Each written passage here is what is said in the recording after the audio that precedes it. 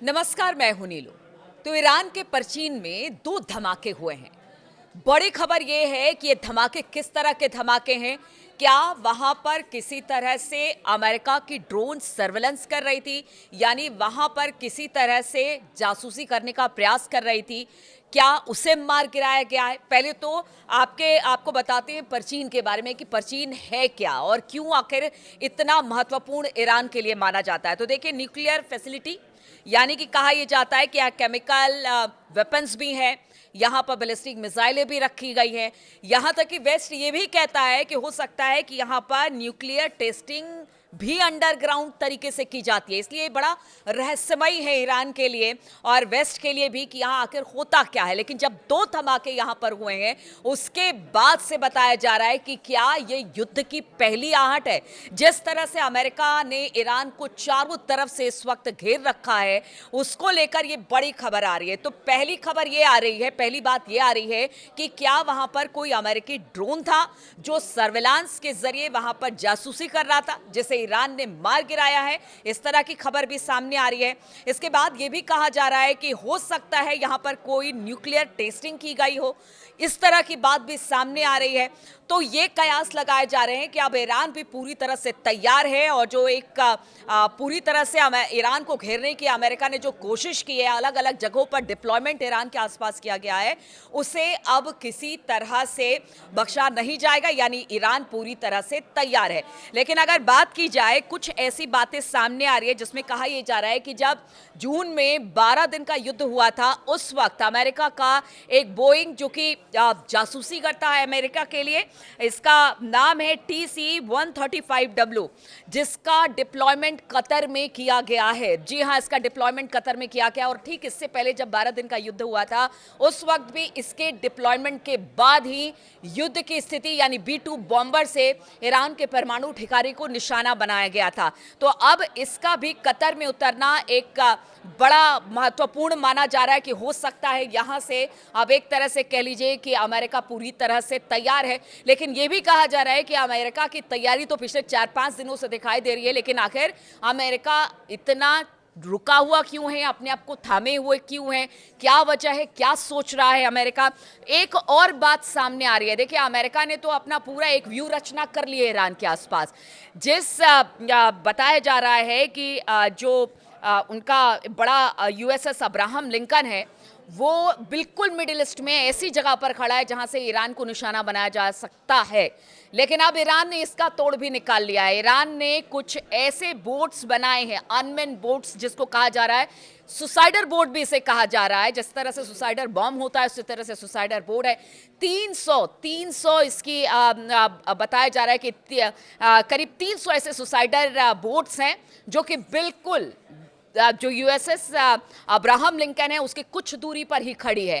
क्या अभी ऐसा कहा जा रहा है, एक्सपर्ट मान रहे हैं कि जो ये सुसाइडर बोट्स है उनको अब्राहम लिंकन के लिए ही लगाया गया है। देखिए, पूरी तरह से तो अब्राहम लिंकन को खत्म नहीं किया जा सकता है, लेकिन बड़ा नुकसान ये सुसाइडर बोट्स कर सकते हैं अब्राहम लिंकन को, इसलिए कुछ दूरी पर ही से तैनात किया गया। और इसकी तादाद आप देखिए, 300 बताई जा रही है। हालांकि पहले ये कहा जा रहा था कि अमेरिका भी ये कह रहा था कि पता नहीं इनके पास कुछ इस तरह के बोट्स हैं, या पहले कयास लगा जाएगा है कि नहीं है। अगर इस तरह से है तो फिर इसको लेकर उन्होंने अपनी चिंता जाहिर की थी। तो ये सब कुछ बातें हैं जिसको लेकर इस वक्त अमेरिका चुप है।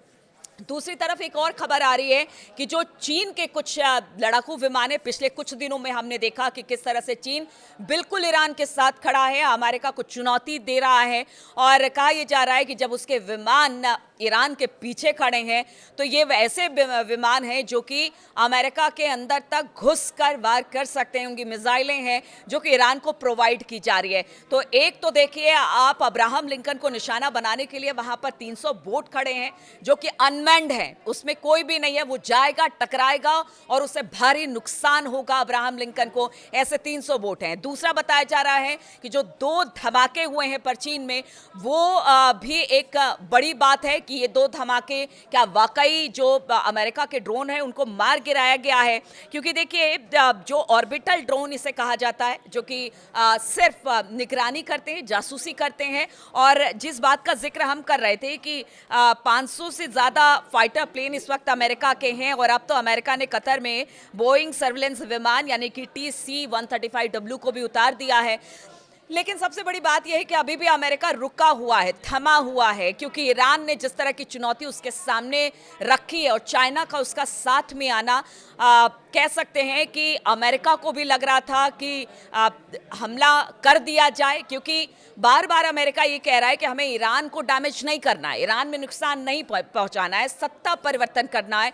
इसलिए खामनेई के एग्जैक्ट लोकेशन की तलाश की जा रही है कि खामनेई है कहाँ। उनका ट्रंप का कहना है या अमेरिका का कहना है कि अगर खामनेई को सत्ता से हटा दिया जाएगा तो वहां पर स्थिति कुछ और होगी। इसीलिए लगातार अब वेट किया जा रहा है अमेरिका की तरफ से। लेकिन इधर ईरान की तैयारी भी पूरी है, चीन उसके साथ खड़ा है, रूस उसके साथ खड़ा है, उसके अनमैन बोर्ड हैं, इसके अलावा मिसाइलें हैं, सुपरसोनिक मिसाइलें हैं, तमाम चीजें जिसको लेकर अब अमेरिका सदमे में है कि क्या किया जाए। लेकिन क्या यहां से पीछे ट्रंप हटेंगे? सबसे बड़ा सवाल यह है। अगर पीछे यहां से हटते हैं तो भारी फजीयत इस वक्त ट्रंप की हो सकती है, और एक तरह से कह लीजिए मध्य पूर्व में जो है वो खामनेई का वर्चस्व और बढ़ेगा अगर ट्रंप यहां से हटते हैं। और अगर ट्रंप ने हमला किया तो फिर इसके क्या परिणाम होंगे, इसको देखने के लिए पूरी दुनिया यही है कि किसी तरह से ये युद्ध ना हो, युद्ध की स्थिति ना बने।